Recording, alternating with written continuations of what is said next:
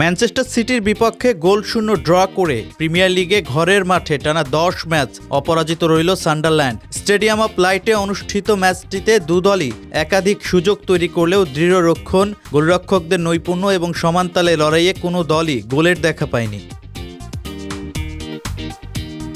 ম্যাচের ষষ্ঠ মিনিটেই সিটি এগিয়ে যাওয়ার ইঙ্গিত দিয়েছিল। রায়ান চেরকির কর্নার থেকে আর্লিং হাল্যান্ডের ফ্লিক পেয়ে বল জালে জড়ান বার্নার্ডো সিলভা, তবে অফসাইডের কারণে গোলটি বাতিল হয়। শুরুতে বল দখলে আধিপত্য বজায় রাখে সিটি, কিন্তু ধীরে ধীরে ম্যাচে ফেরে সান্ডারল্যান্ড। ১৯ মিনিটে প্রথম বড় সুযোগ পায় স্বাগতিকরা। নর্ডি মুকিয়েলের লম্বা পাস ধরে মাঝমাঠ ভেঙে ঢুকে পড়েন ব্রায়ান ব্রবি, তবে তার শট ঠেকিয়ে দেন সিটি গোলরক্ষক জিয়ান লুইজি। পরে রিবাউন্ড ক্লিয়ার করা হয়। চাপ বাড়াতে থাকে সান্ডারল্যান্ড। ট্রাই হিউমের দূরপাল্লার শট লক্ষ্যভ্রষ্ট হয়। এরপর এলিয়েজার মায়েন্দার একটি শট ডিফ্লেকশনে কর্নারে যায় এবং সেই কর্নার থেকেই তার হেডার চলে যায় বাইরে। পাল্টা আক্রমণে ফিল ফোডেন নিচু পাস থেকে বক্সে হাল্যান্ড সুযোগ পেলেও দারুণ সেভ করেন গোলরক্ষক রবিন রোবস।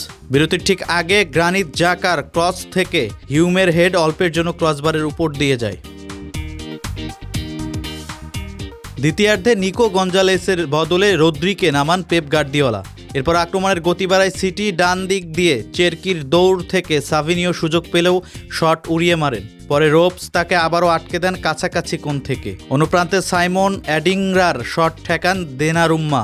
পরে এনজো লেফের পাশে মায়েন্দার নিচু শটও সামাল দেন ইতালিয়ান গোলরক্ষক। শেষ দিকে বদলি জেরেমি ডোকু গতি এনে দেন সিটির আক্রমণে। বক্সে ঢুকে তার শক্তিশালী শট মুকিয়েলের গায়ে লেগে ফিরে আসে, আর সিলভার ফলো আপ হেডার লক্ষ্যভ্রষ্ট হয়। ৭৪ মিনিটে ম্যাচের সবচেয়ে কাছাকাছি আসে সিটি, যখন জস্কো গাভারদিওলের শট পোস্টে লেগে ফিরে আসে। শেষ মুহূর্তগুলোতে দুই দলই চেষ্টা চালালেও গোলের দেখা পায়নি।